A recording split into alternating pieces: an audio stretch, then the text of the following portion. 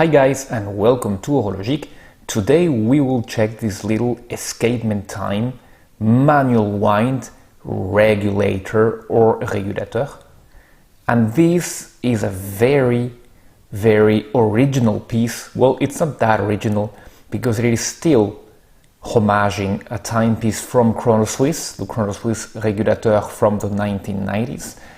But it has made a few changes here and there. It's a pretty good watch from little darling brand Escapement Time, as you can see in there, and it has a lot of things going on for itself, starting with, of course, that very nice design. You do not see that design pretty often. The movement has been modified. The hour hand is the little poire hand on the upper dial at 6. The minute hand is the big hand on the main dial, and the second hand is the little baton hand on the lower dial at 6. And the construction, as is usual with Escapement Time, belies the price of the timepiece. Here this is about a €135 timepiece with the VAT tags that now sellers have to collect on behalf of the EU. It's €166. Please do check in your countries if you do not have that same problem. In dollars it would be around 150 or something like that. So that is a very good price for a timepiece like this. But I'm getting ahead of myself. Let's go ahead and first check the dimensions of this timepiece, because that is an important factor. We've got a diameter of 42.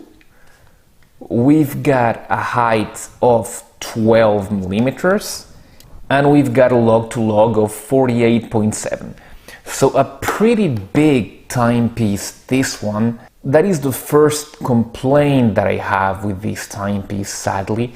It's that it's too big. It might have something to do with that Seagull ST3621 movement that you can see in there.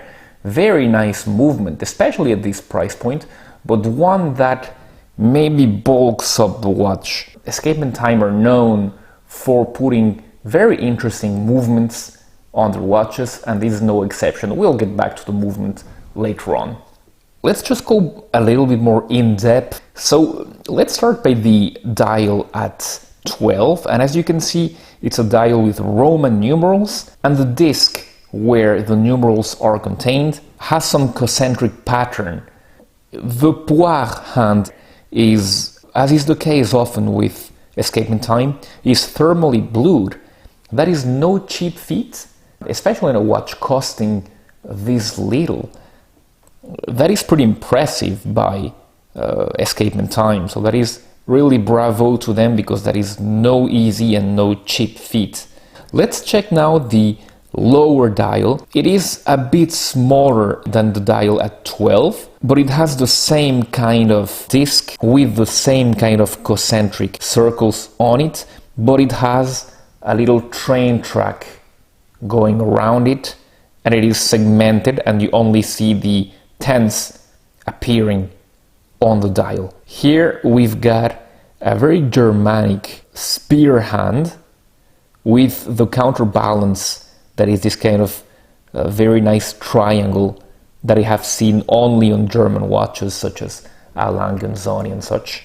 And again, it's a blued hand, and it is very well done. On top of that, you've got a little rounded segment juxtaposed to the upper part of that dial, stating that this is at 21,600 beats per hour. And on the left you see Escapement Time, so the brand, on a rectangle at 9, and at 3 you see on the same manuscript font you see manual winding, knowing that on the Chronowiss, on which this is inspired, you would see the brand as well, Chronowiss, in here with their logo, and you would see regulator to the right instead of the manual wind in here. Okay, the other difference with the Chronowiss regulator is of course the size.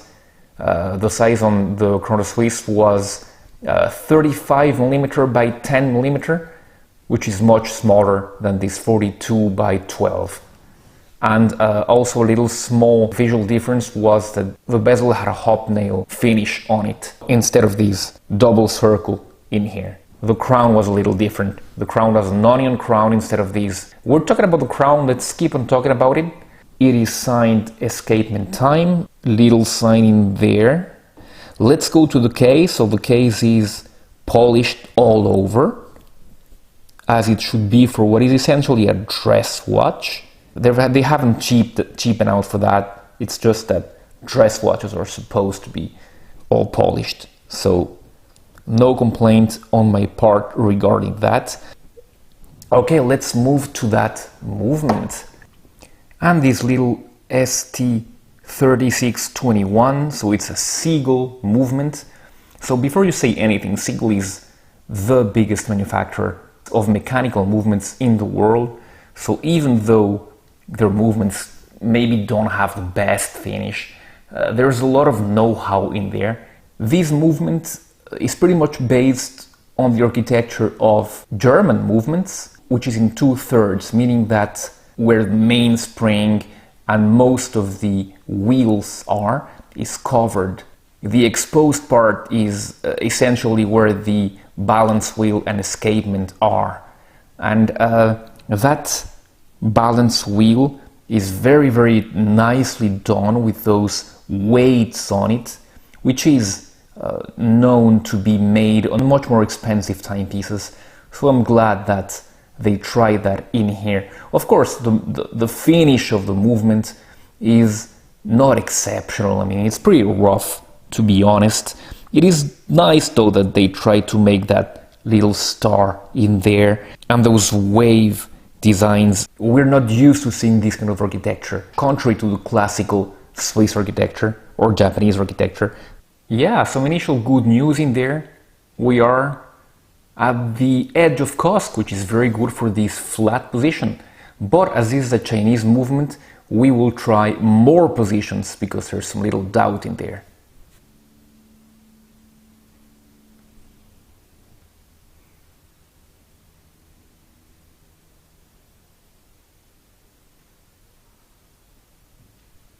Alright, so who would have thought? Very good readings from that Seagull movement in there. So what can we say about this watch overall? Well, let's start by the things that I did not like. I did not like the size of the watch. 42 millimeters is not too compatible with a dress watch, but still, for people with bigger wrists, it is not a problem. I didn't like the roughness of the finish of the movement.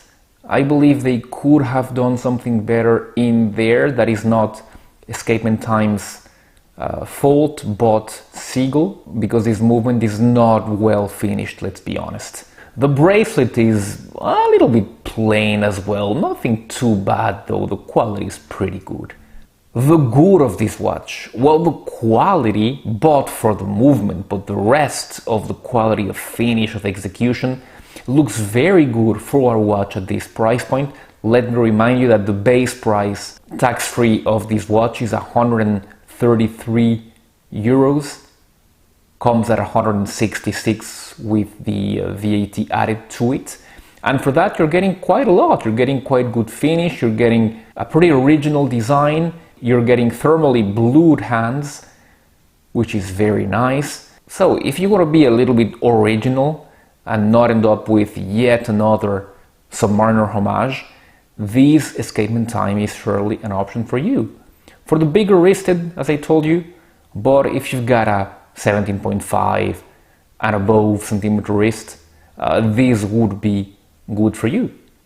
Okay, so don't hesitate if you have any questions about this watch. Please do let me know in the comments section below. And of course, I have left a link to AliExpress where you can buy this watch and support the channel by doing so. Thank you so much for having watched this video, and I'll be seeing you very soon on the next one. Goodbye.